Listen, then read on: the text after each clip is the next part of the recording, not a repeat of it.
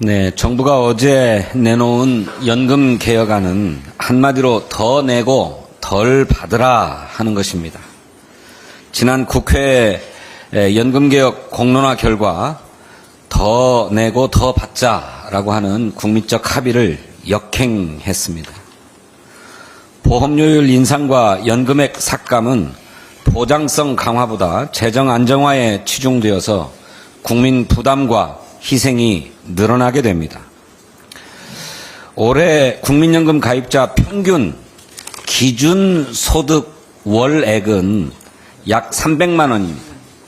이것을 기준으로 단순 계산해 보면 한 달에 27만 원 내던 연금 보험료가 39만 원으로 12만 원 인상됩니다. 반면에 국민연금 평균 가입 기간인 22년을 납부할 경우에 월 66만 원 받는 연금액이 69만 3천 원으로 3만 3천 원 늘어납니다. 국민의 노후 소득보다 재정 안정만을 챙기려는 정부의 속내가 여실히 드러난 방안이다 이렇게 생각합니다.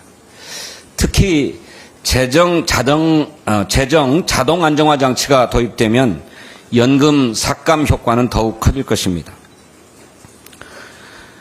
우리나라 노인 빈곤율이 40%에 육박하는 상황을 감안하면 연금의 본질을 외면하는 것이다. 이렇게 평가하지 않을 수 없습니다. 세대별 보험료율 차등 인상도 합리성을 결여한 편협한 발상에 불과합니다. 보험료율의 연령대별 차등 인상은 세계적으로 유례가 없고 우리나라에서도 학술적으로도 검토된 바가 없습니다. 아무런 검증도 이루어지지 않은 방안을 정부가 덜컥 정책으로 공식화하는 것은 무모한 실험일 뿐입니다. 세대는 갈라치고 노후 보장은 깎아내린 정부 안에 동의할 수 없습니다. 국회의 공론화 결과를 거부하고 그와는 정반대되는 방안을 내놓고서 새삼 연금개혁특위를 구성하자고 주장하는 것도 이해하기 어렵습니다. 국민연금개혁은 21대 국회가 마련한 사회적 합의를 출발점으로 하는 것이 바람직합니다. 민주당은 정부가 연금개혁안을 법안 형태로 국회에 제출하는 대로 국회 절차에 따라서 철저하게 심사하겠습니다. 지금 아니면 집을 못 산다라고 하는 패닉 바잉 현상이 우리 부동산 시장에 다시 나타나고 있습니다.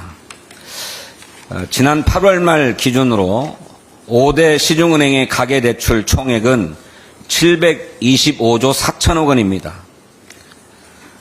전달에 대비해서 9조 6천억 원이 증가했습니다.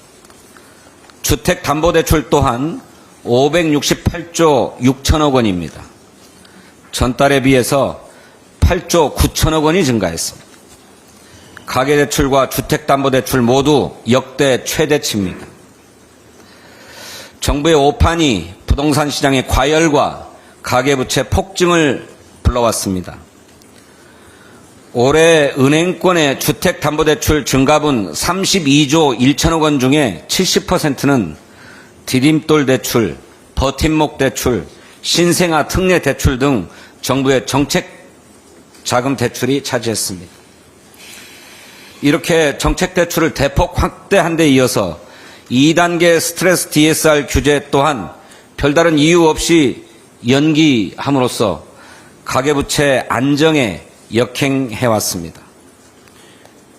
그러면서 줄곧 금리 인하를 역설해왔습니다.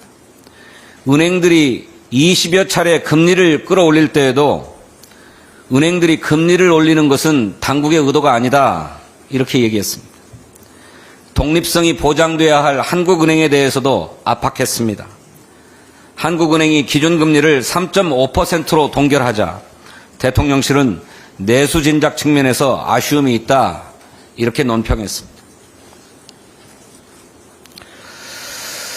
세계 최악 수준인 가계부채와 내수침체 장기화로 서민과 자영업 소상공인들이 겪고 있는 고통이 정말 극심합니다.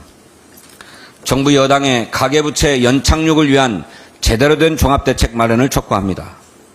민주당은 여야 당대표 회담에서 합의한 민생 공통공약 추진협의회가 구성 가동되는 대로 가계부채 부담 경감을 위한 입법을 최우선적으로 추진하겠습니다.